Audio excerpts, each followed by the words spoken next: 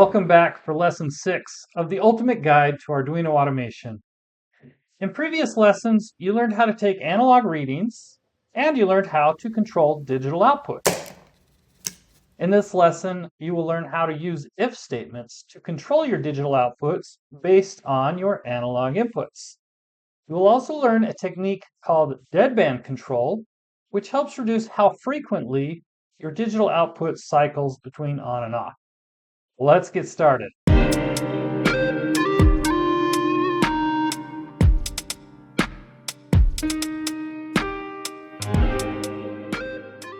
For our example today, we have a fan that we will turn on and off based on the temperature reading of this probe right here. This is a 12-volt fan powered by a 12-volt battery. We're going to use the same relay that we used in lessons 1 and 2, and you'll recognize this temperature probe from lesson 3. So let's get this wired up. For our temperature sensor, we will wire the left pin to the 5-volt pin on the Arduino. The pin on the right will go to ground, and the center pin will connect to analog input 0. For the relay, we'll connect ground on the relay to ground on the Arduino. VCC will go to 5 volts, and the supply pin on the relay will connect to digital output pin 2 on the Arduino. We'll start our code by including a variable for temperature, and we will use the float type because we want to be able to use decimal points. And then we will do our void setup, and we'll set our pin mode for our digital output pin 2 as an output, and we will initialize that to be low. And we'll also start our serial monitor. And then here for our void loop, we will take a reading to get our temperature. So we'll say temperature equals float. Remember, we want that so we can use decimal points.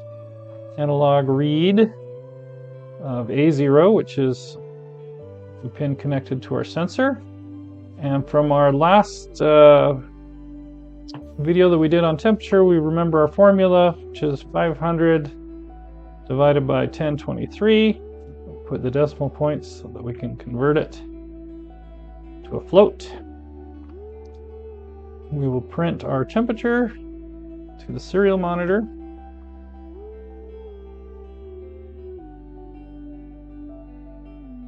And put our units just for fun.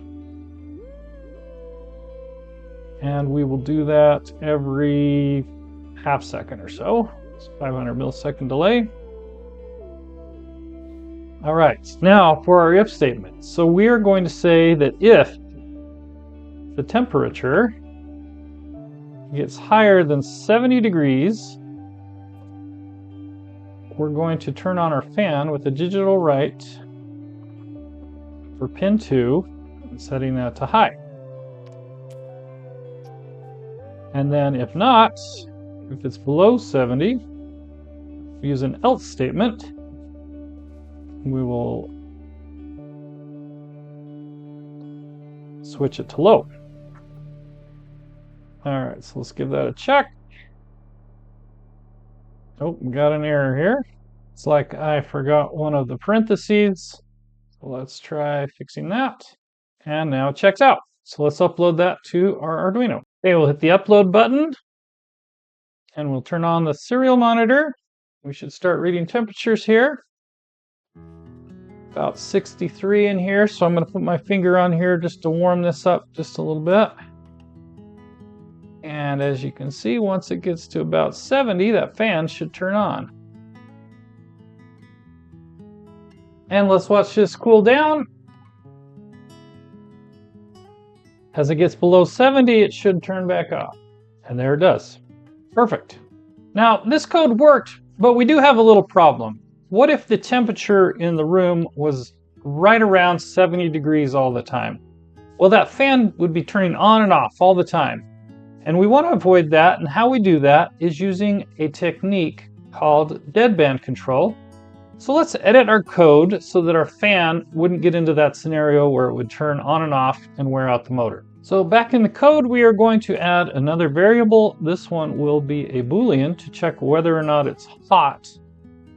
And we're going to initialize that to be false because we know my room is not hot. And then down here in the loop, we're going to delete this entire if block and replace it with a new one. This time we're going to say if hot equals false, which is our initial condition, then we will do the following. First off, we'll turn our fan off if it's on, but we'll also check the temperature to see if it's raised. So if temperature is greater than 71 this time instead of 70, we're going to set hot to be true. Okay, and we'll copy this block and put it again here. But this time we'll say if hot is true, then we want our fan to be on, so we will turn it on. But then we'll also be checking if the temperature has decreased, and this time we're going to do 69 degrees, and we will set hot back to false if it's cooled down. All right, so this way, in theory, the fan should not turn on until it gets to 71 degrees in the room, and it shouldn't turn back off until it drops below 69. So let's upload this sketch and turn back on the serial monitor and see if we can get this thing warmed back up. This time it shouldn't turn on until it reaches 71 degrees. And there it goes. And you'll notice that even though it's dropped below 71 and 70, the fan is still on. It shouldn't turn off till we get to 69. And there it goes. So this is how your thermostat in your home works. You definitely don't want your heater or air conditioning turning on or off all the time, so they include what is called a deadband control. So in these past lessons, you've learned about digital inputs, digital outputs, and analog inputs. Well, in lesson 7, you're going to learn all about analog outputs and how to use them to control both the speed and direction of a motor. So stick around for that one. See you next week. Thanks for watching.